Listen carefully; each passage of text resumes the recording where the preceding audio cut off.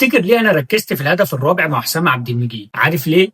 لان انا شفت حاجه عايزك انت كمان تشوفها، بس هتشوفها في اخر الفيديو. احمد ربيع وحسام عبد المجيد كانوا هيطلعوا كابتن معتمد جمال من هدومه، يا ترى ليه؟ ومهم جدا تشوف دور الونش من بره الخطوط كالعاده. ايه الزمالك والمصري كلاكيت رابع مره؟ هقول لك تاني ايه؟ تاني يا زكي. لعيبه الزمالك كانت بتحاول توصل رساله من ضربه البدايه، احنا مش هنفرط في الماتش. بعد 3 مرات لعب قصاد بعض قبل كده كان طبيعي جدا ان تلاقي فيه اختلاف وتغيير في طريقه اللعب. المصري مثلا اتخلى عن الضغط العالي اللي كان بيعمله من قدام، وبنشوف لعيبه المصري بقت بتقف في اخر تلتين الملعب، بعد كده بيبداوا ضغط. الزمالك بقى من البدايه كان شغال ضغط عالي، بس كان عنده مشاكل كبيره في الخروج بالكره ونقل اللعب، علشان كده بيعتمد على الطوليه. شفنا فريق المصري كان دايما بيحاول ان هو يخترق من قلب ملعب الزمالك مش من الاطراف كعادتهم، وحقيقي كانوا ناجحين في نقل الكوره بكل سهوله في وسط ملعب الزمالك. لعيبه الزمالك واقفه بتتفرج، اخرهم بس يحاولوا ان هم يقفلوا زوايا التمرير بدون ضغط حقيقي على اللعيبه اللي معاها الكوره، وزي ما احنا شايفين لعيبه المصري بتنقل الكوره بكل سلاسه وبكل اريحيه في قلب ملعب الزمالك، وبيحاولوا مره في الثانيه لحد ما بيقدروا من هجمه جميله ان هم يسجلوا هدف جميل، هدف مبكر في الدقيقه العاشره. كابتن معتمد بيستغل التوقف عشان يندى على حسام عبد المجيد ويديله تعليمات جديده. ثلاثي لعيب المصري بيتحركوا بسهوله في قلب الملعب بدون ما حد ما يضغط عليهم، بس قبل ما يكمل تعليماته دخل الونش وقال له يا كابتن سيب لنا الطلعه دي، وشرح له حسام وقال له انتوا لازم تضغطوا عليهم كويس وتكونوا قريبين منهم، ما تسيبلهمش مساحات، وده بس اللي هيقدر يوقف اختراقاتهم. طبعا حسام عبد المجيد راح نقل التعليمات لاحمد ربيع ومحمد اسماعيل. ده بقى كان بالنسبه للدفاع، اما بقى بالنسبه للهجوم فعداد الدباغ خد تعليمات خلاص ان هو يروح الناحيه الشمال وبيزيرا هيجي الناحيه اليمين، واللعب كله هيتلعب ناحيه بيزيرا عشان هو الوحيد اللي بيقدر ينقل الفريق من الحاله الدفاعيه للحاله الهجوميه، وبيزيرا بيديهم التمام وبيقول لهم خلاص انا فهمت. كابتن معتمد جمال كان صح لما قال له عداد الدباغ تروح ناحيه الشمال، لان زي ما شايفين كده الباص بتاع عدي من ناحيه اليمين مش احسن حاجه.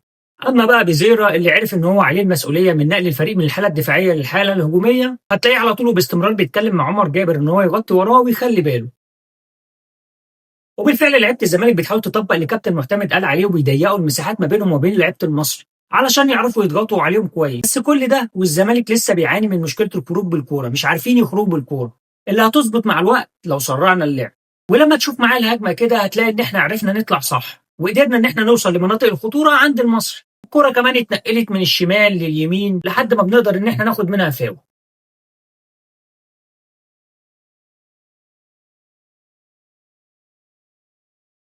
وهنا عايزك تاخد بالك دايما من الونش اللي كان واقف على الخط طول الماتش زيه زي كابتن معتمد جمال. عبد الله بيجي بذكائه بيقوم بزيرة بيقول له قوم خلاص الحكم مش هيديك حاجه، ورانا شغل نعمله. وبالفعل كابتن معتمد جمال بيقول لهم العبوها مع بعض، بياخدها بزيرة عشان يمشي بيها وبعد كده يلعبها جميله جدا لعدي الدباغ اللي بقى على عدلته علشان يحطها يحرز الهدف الاول. خلي بالك ان دي اول لمسه لعدي الدباغ من بعد ما راح ناحيه الشمال. ابراهيم صلاح بيحيي اللعيبه بيقول لهم كويس يا رجاله، بس اهم حاجه اللي احنا اتفقنا عليه اللي هو ايه بقى؟ الضغط باستمرار وما نسيبش مساحات بيننا وبين اللعيبه، ونضغط عليهم ضغط ايجابي مش مجرد ان احنا نقفل زوايا التمرير. واتفرج هنا بقى على الضغط اللي بيحصل. خلي بالك الماتش ما فيهوش لا دونجا ولا طارق حامد، واقصد هنا نوعيه اللعيبه دي مش موجوده في الملعب. فتوح اضغط ورزع يا باشا ما يهمكش، بزيرة اضغط ورزع يا باشا ما يهمكش، فتوح يضغط من جديد ويرزع برضه عادي، ايه ده هي عدت يدخل برضه محمد اسماعيل ويرزع هو كمان، ما فيهاش مشكله طالما بعيد عن مناطق الخطوره. من هنا ورايح مش هنحلق وبس، احنا هنضغط ضغط شرس لحد ما نستعيد الكوره او هم يغلطوا.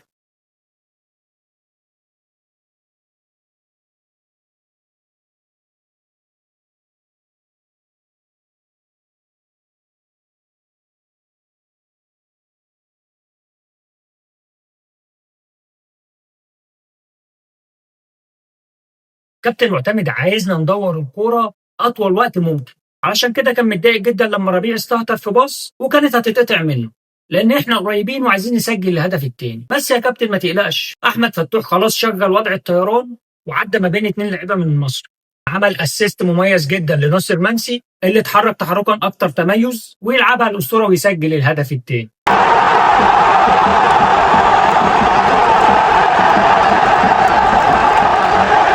والجميل في الهدف دوت توقيته، لانه جه في نهايه الشوط الاول، يعني هتدخل اوضه اللبس وانت كسبان 2-1. الجمهور البطل ما بيستناش، بيهتف لفرقته قبل ما يدخلوا غرفه الملابس، اللي هو عايز يوجه لهم رساله: لازم نبقى مركزين، احنا عينينا على الدوري.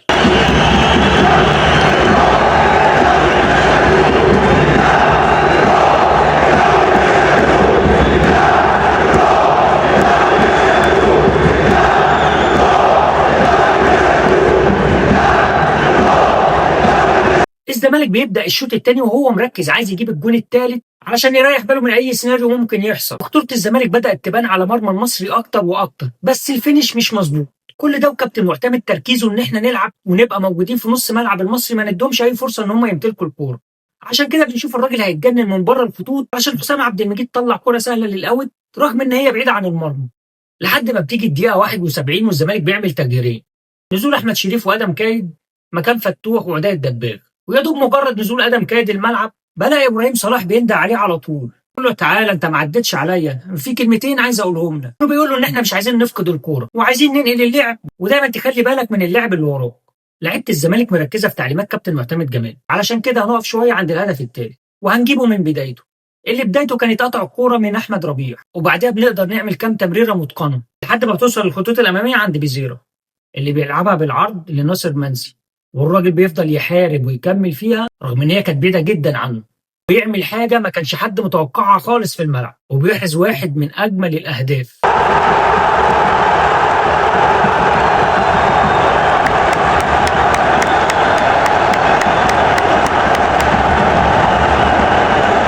بعد كده خلاص بقى يا معلم، المباراه بقت وان سايد جيم، والزمالك بينقل الكره بشكل سلس وممتع جدا، وقادر ان هو يسجل كمان في اي لحظه. الزمالك بيأكد ان كل هدف جه بيبقى قبله فيه تحضير كويس ولعب وهجمه حلوه. فمثلا الهدف الرابع صحيح جه من ضربه ركنيه، لكن انا عايزك تشوف الهجمه اللي قبله.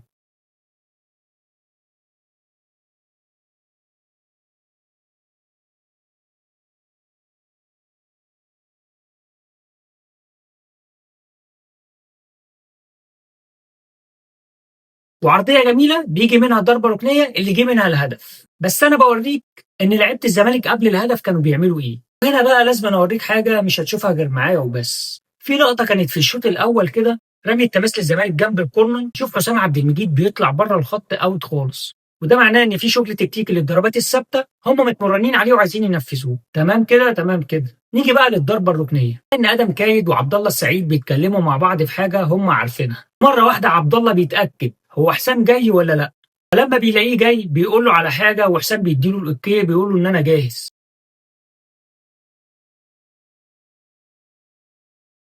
علشان كده تلاقيني ركزت في التصوير مع حسام، اللي اتحرك تحرك مميز في منطقه ال 18 وبيطلع حلو وبيحطها هدف جميل.